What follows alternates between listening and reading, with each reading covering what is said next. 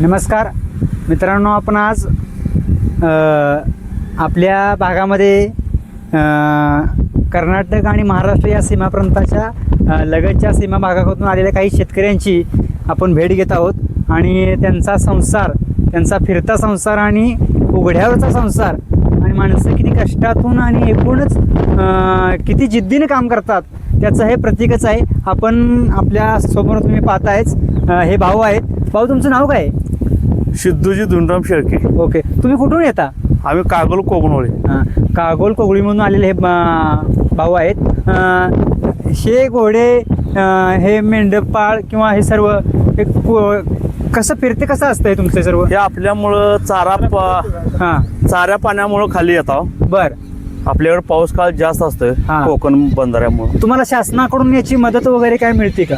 काय नाही शासनाकडून मदत. तुमच्या ह्या जगण्यामध्ये तुम्हाला वाटत नाही का शासनाने तुमच्याकडे ते असं स्थिरता म्हणून काय तर मदत द्यावी वाटतंय की? मग तर आम्हाला तिथं पोचू शकत नाहीत ना. तुम्ही समाजामधून अशा तुमचा जो एकूण संसार आहे, असा फिरता संसार, त्याच्याबद्दल तुमचं कुटुंब म्हणा, एकूण तुमची मुलं आणि त्यांचं एकूण जीवन, त्याच्यामध्ये बघताना तुम्हाला ओढाताना होते किंवा असं लय हाल, लय पाऊस पाणी, बक्की कोण राहू देत नाहीत. असं रस्त्यानं भटकत जायचं. आज इथं एक दिवस, तिथं एक दिवस. तुम्हाला याचा त्रास होतो. लय त्रास. वाटण जाताना शिवी देतात, मारहाण करतात. बर, इथं सोडली तिथं सोडली. त्याच्यातून तुम्ही आम्ही आपलं दिवस अगदी हे चालत आलेलं आहे. वाडवडिलापासून आपले कडपासून चालू. तुम्हाला काय मदत मिळावी अशी वाटतं? काय आता मग शासनाकडनं आता काय आपलं काय मदत आपल्याला धनगर लोकांना पोचू शकत नाही. तो हे मोठी लोक आपलेले आहेत, तीच काय तर आपलं काय तुमच्यापर्यंत ती लोक पोहोचत नाही असं तुम्हाला म्हणायचं आहे? आम्हाला काय त्यातलं माहिती आहे. आम्ही सदा भटकत आहे. यांचं म्हणणं आहे की शासनाने यांच्याकडे लक्ष द्यावं आणि यांच्यापर्यंत त्या पद्धतीच्या योजना जर असतील तर शासनानं स्वतः यांच्यापर्यंत पोहोचावं. कारण की शिक्षणाचा अभाव आहे असं हे सांगतात ते सर. परंतु नवी पिढी शिकताय, तुमची नवी पिढी शिक्षण घेते, त्याला तुम्ही तुमच्या या कष्टातून शिकवताय. नाही, आता आमची मुलं शिकणार नाहीत. आता आम्ही शेवट कष्ट. आमच्या आता मुलं बाळ शाळा शिकायचा. आता कोण ह्यात जास्त म्हणजे शिक्षणातून पुढे चालल्यात. ह्यात आता कोण लय घाल देत नाही. आता चारा पाणी कोण राहू देत नाहीत. म्हणजे ही जिकरीच झालाय हा व्यवसाय. आता शेवट आता अखेरीला आले. हे खर तर तुम्ही तुमच्या जीवापाड अगदी जीवावर बेतून काम करून शेवट टॉप. आता हो, आता कोण पहिलं दिवस रान राहिलं नाही. पाऊस काळ असा म्हणजे हिंडाय गावत नाही.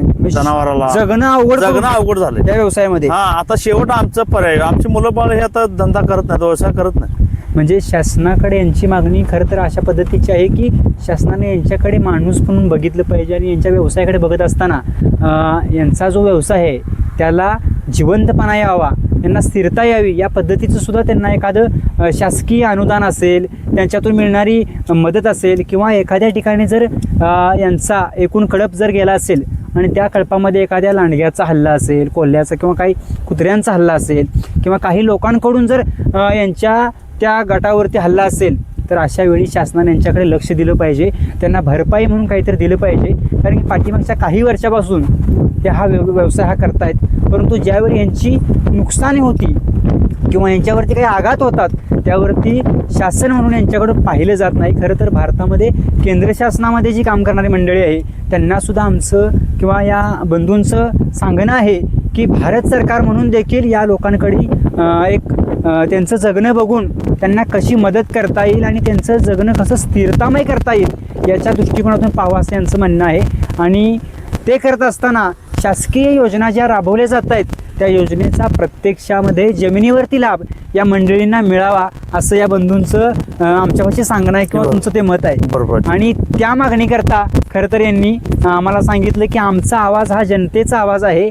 आम्ही हा भारतीय जनतेमधून, शेतकऱ्यांमधून येणाऱ्या भटक्या असेल, फिरत्या असेल अशा पद्धतीच्या शेतकऱ्याची जमात आहोत आणि आम्हाला स्वतःचं जगणं स्थिर व्हावं, आमच्या मुलाबाळांचा पुढचा संसार, पुढचं जीवन सुरक्षित असावं याकरता आम्हाला त्या पद्धतीची मदत मिळावी, आमच्या व्यवसायाला स्थिरता यावी किंवा आमच्या व्यवसायामधून जगत असताना जे काही नुकसान आमचं होतं त्यावेळी त्या नुकसानाकडे सरकारने पाहावं ही यांची रास्त आणि नैसर्गिक मागणी आहे. आणि मला सुद्धा वाटतं खरंच अशा लोकांकडे शासनानं शासकीय अनुदान असेल, योजना असतील, लाभार्थी असतील या पद्धतीने पाहून त्या योजना देण्याचा प्रयत्न करावा या ठिकाणी असं मांडू वाटतं. धन्यवाद सर.